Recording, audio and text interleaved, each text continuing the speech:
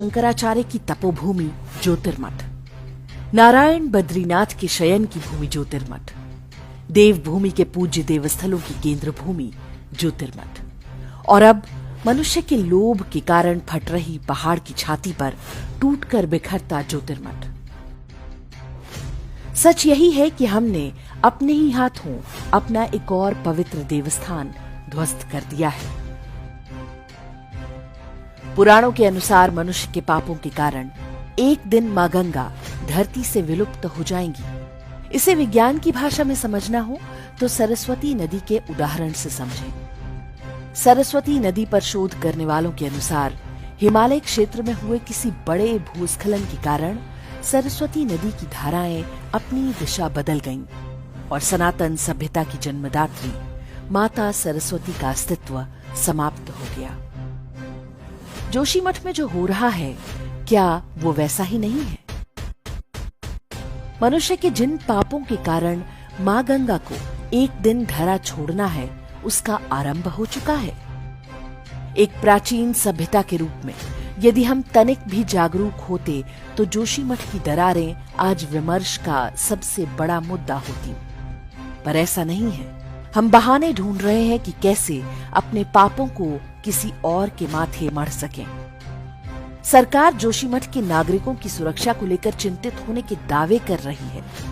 समय के साथ लोगों को सुरक्षित निकाल भी लिया जाएगा, लेकिन जोशीमठ को बचाने की बात कहीं नहीं हो रही, होगी भी नहीं, क्योंकि हम जोशीमठ का मूल्य ही भूल चुके हैं।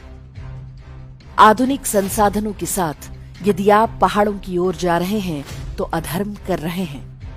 यदि आप देवभूमि के पवित्र तीर्थों की यात्रा में सुविधाएं ढूंढते हैं तो पाप करते हैं।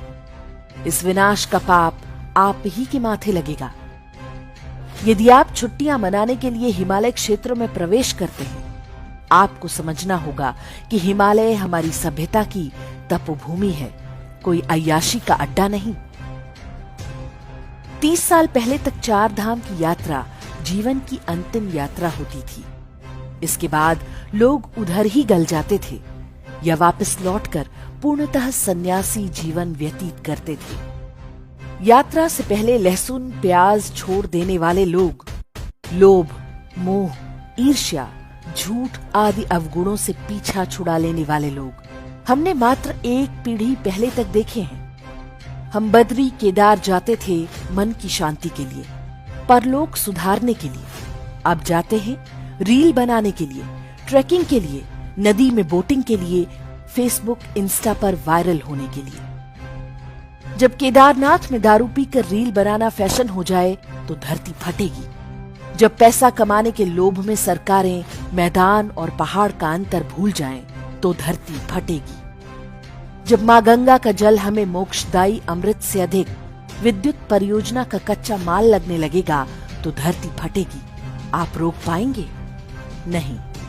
पहाड़ों के विनाश को रोकना है तो इस फर्जी विकास को रोकना होगा। तीर्थ और पर्यटन स्थल का भेद हम जैन धर्मावलंबियों से सीख लें तो अच्छा होगा, अन्यथा प्रकृति सब कुछ रोक देगी। प्रकृति अपने अपराधियों को कभी क्षमा नहीं करेगी।